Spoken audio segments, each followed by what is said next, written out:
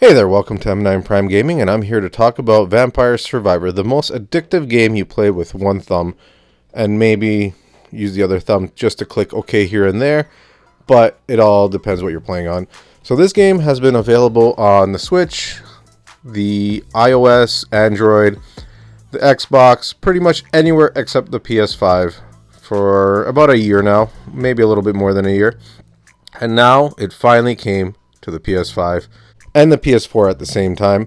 So this game is basically you just walking around, your little sprite, you pick it, and it auto shoots. And your job is to avoid enemies and collect the gems. That's it. The simplest gameplay loop ever.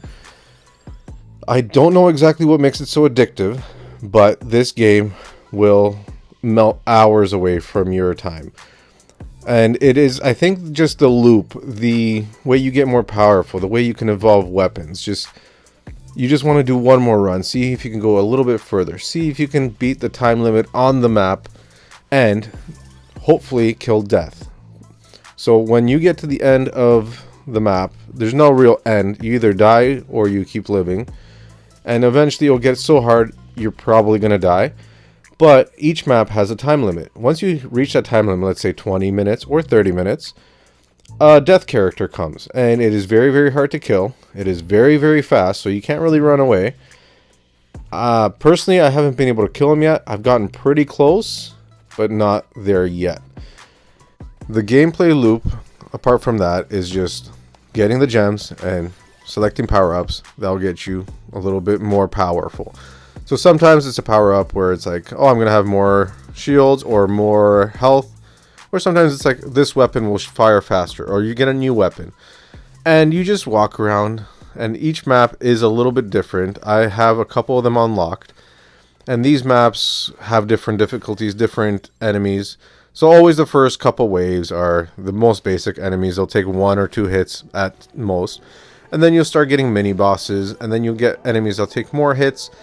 And it progressively gets harder and also at the same time crazier. So playing it on bad hardware, even though this game doesn't require much, would probably make it a little bit more difficult.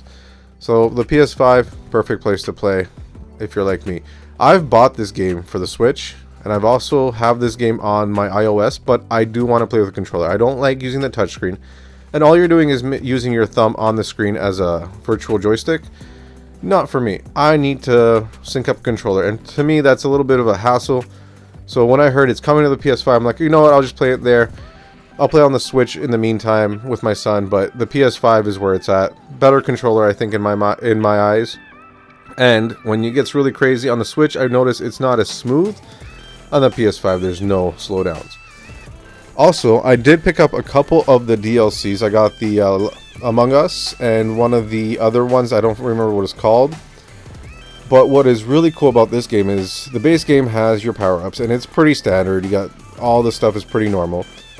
But when you get into the actual the DLC stuff, that carries over into your main game.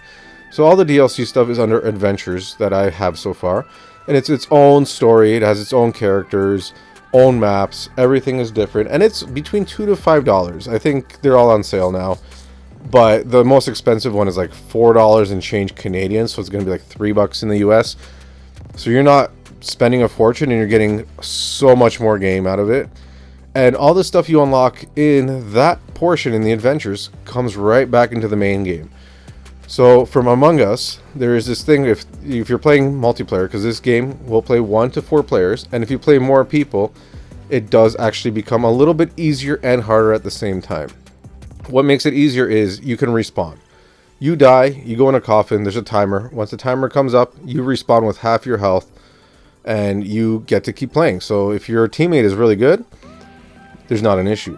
However, you don't get as many upgrades per character. So when you're playing solo, all the upgrades are for you. You get all your upgrades. That means you can evolve your weapons more. You can have more weapons. You control everything. When you have 2 people, you cut that in half. When you have 3 people, you cut that another half. When you're playing all 4 people, you cut that down in half again. So overall, there's the same amount of upgrades on the screen but you're shared among 4 people. So your character only gets really 2 weapons. So the most you can evolve is maybe 2 things.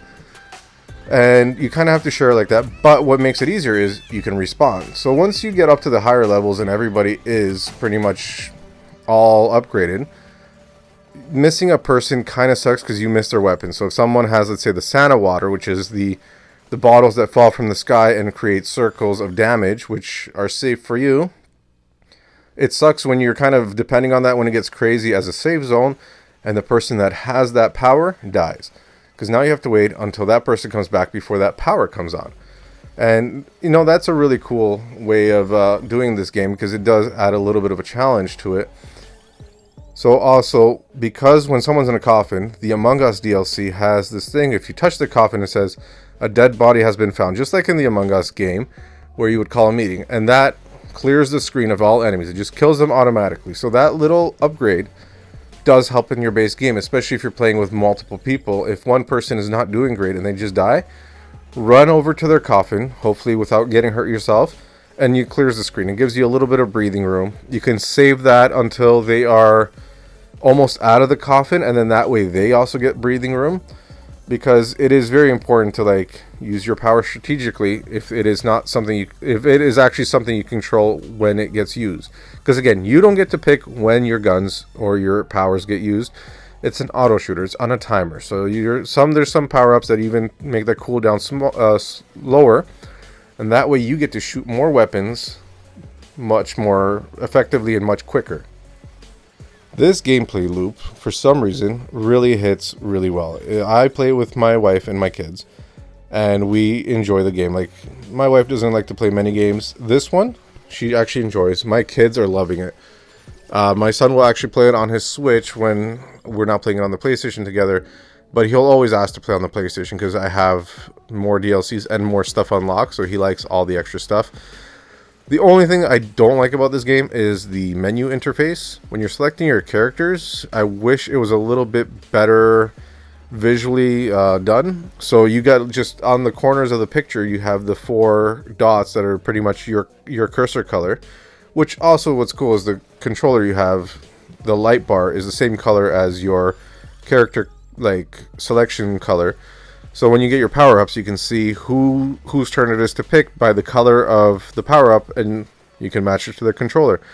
So when someone's like, oh, I don't know whose turn it is, you can just look at the controller color and look at the arrow color and like, oh, it's your turn. This is very useful for younger kids that are kind of paying attention, but not really. They're in the game, but they're not paying attention to the turn order, and they're just waiting to keep playing.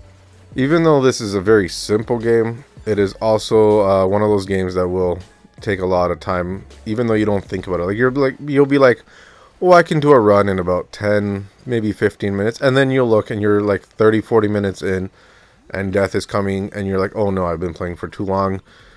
And also, you can't really save your run. I mean, on a PlayStation, you can put it into sleep mode, but if multiple people are using your system, that's not something you can do. But anytime you quit out of a run, as long as you quit or die, all that XP, all that gold, everything you've unlocked stays with you. So it saves everything, so it's not a waste. And at first, you're just playing to get your gold, and you use that gold to upgrade all your character stuff. Like, you can get more health, more armor, higher hitting. You can get a multiplier on your gold and all that stuff. But once you get to a certain point, you have everything unlocked, and then gold is just a high score counter at that point because there's nothing else to buy. Even when you have the DLCs, you get all that gold to spend anyways. So I have almost everything unlocked in that just from the get-go based on all the game time I've had. I don't know if the DLC gives you extra gold just so you can have it, or if it just comes over from the main game. And the best thing is when you're starting out and you'll be like, oh, I don't know what I need right now. I might want the health, I might want the might, I don't know what works best. You can there's a button right at the top that says refund spent points. It refunds all your points, and you can put it wherever you want. And again, you do a couple good runs and you won't even have to worry about that because you'll have everything unlocked. If you want to make it harder on yourself, you can turn off some of the stuff that makes it easier for you. I don't know why you do that unless you're doing some kind of speed runs, but there's so many options. Personally, I have a great time playing this game. It is one of those games that just is mindless fun. You can put on a podcast. When I play with my family, we just turn on Spotify and play a playlist just so we get some music going, because the sound design, even though it's good, it's repetitive. It's the same sounds over and over, and the songs, like the music's good, but I mean, you can only hear the song so many times on repeat for 40-50 minutes at a time that it's just like, okay, let's just turn off the music and play some actual music, because it doesn't really matter. There's no story, there's no voiceover, there's nothing that you really need to listen to. There are some sound cues, but you can have your sound effects on and get all your cues so you know what's happening when everything's popping off. Either way, it's a fantastic game. I will link a way to the full version of the video in the background so you can see the full run of a 4-player co-op. What you have been watching, if you have been watching, it is basically just snippets of a full run at different times. So you have a little bit at the beginning, middle, and end, just to show you how crazy it is. And it is so much fun, and you can just keep playing over and over.